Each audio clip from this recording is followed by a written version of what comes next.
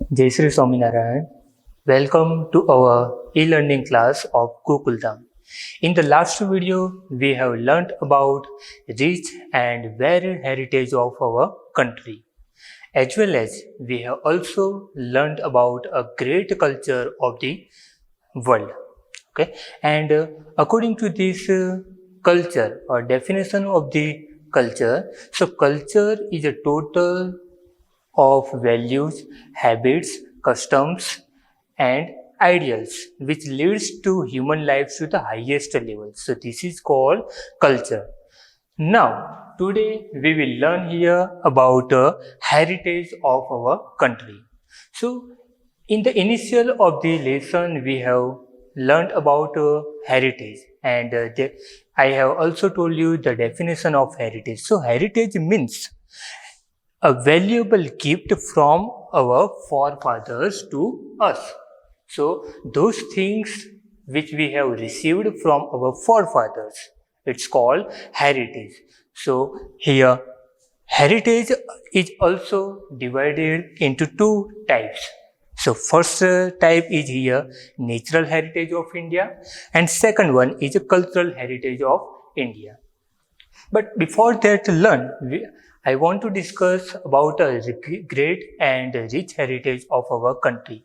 Friends, in our school plays, many times we say, I love my country and I am proud of its rich and varied heritage. That means our heritage has given a great gift to the world.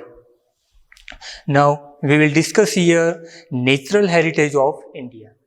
So, which things are included in natural heritage of India?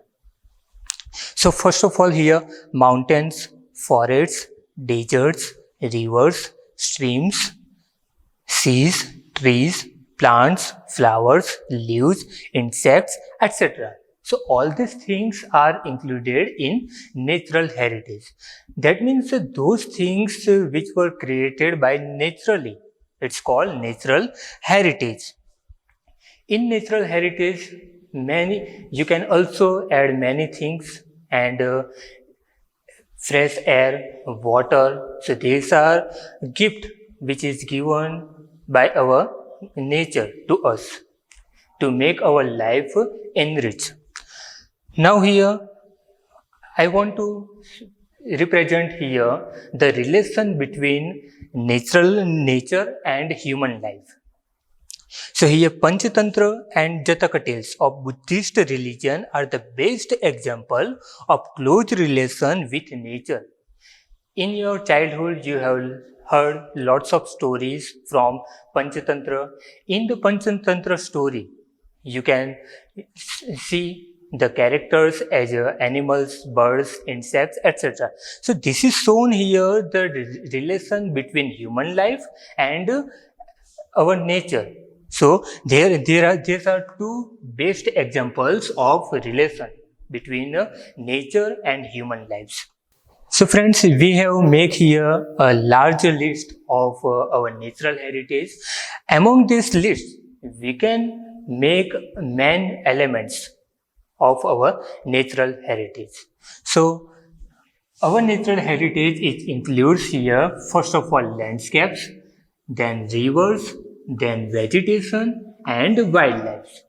So all in these four things are included in our natural heritage.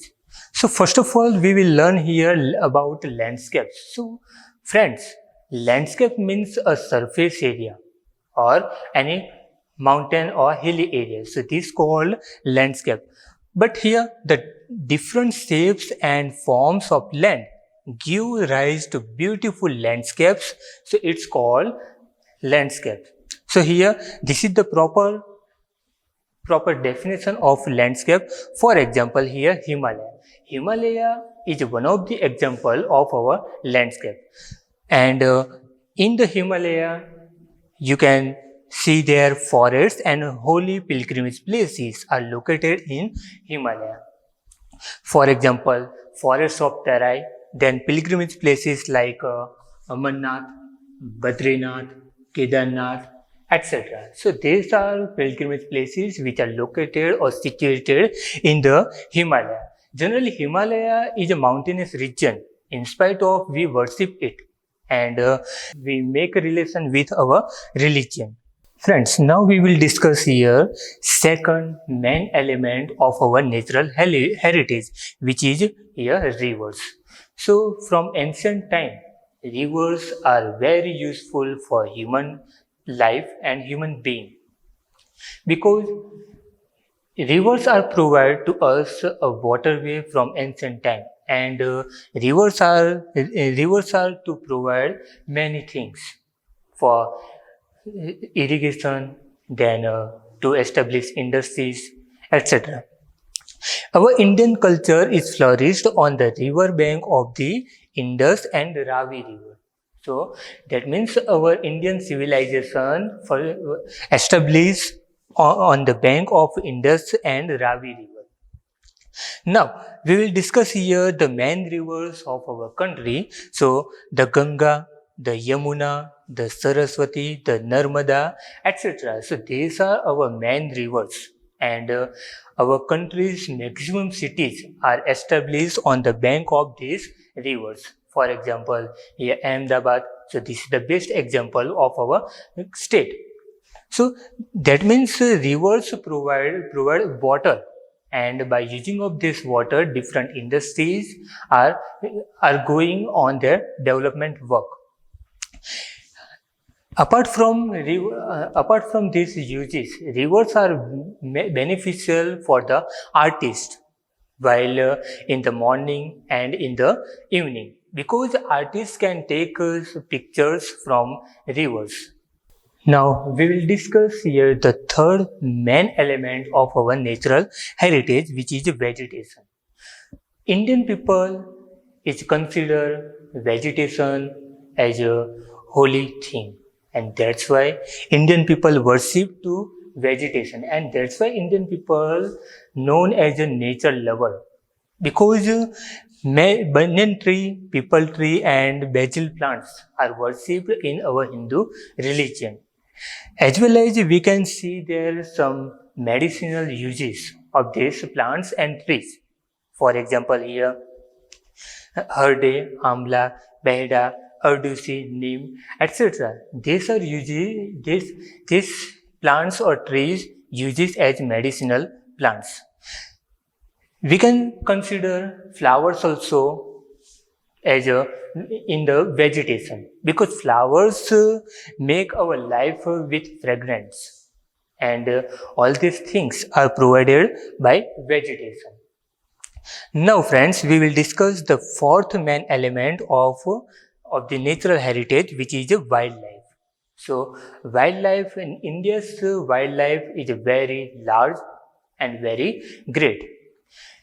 In ninth standard, you have already learned about the wildlife of India, because there are total 15 lakh species of wildlife in the world.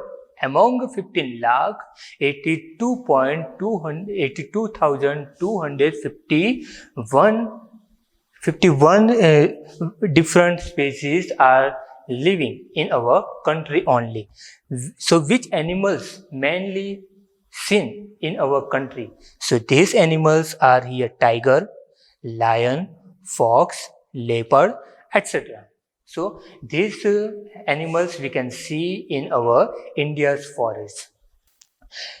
We are also give respect towards these animals with our religion. In our Hindu religion, the animals give status as a vehicle of our gods and goddesses. For example, crocodile, lion, tiger. So these animals consider as our vehicle of our god and goddesses.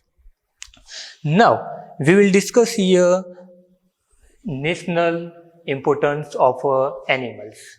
We have also given national importance to the animals, and we have give place in our national emblem.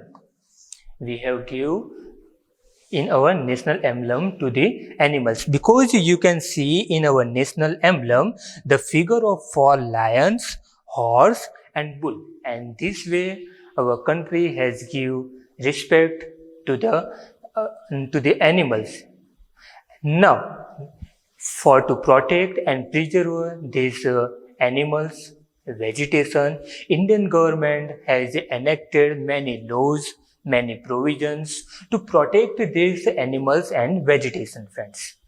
Okay, friends, we have completed this topic here. Thank you.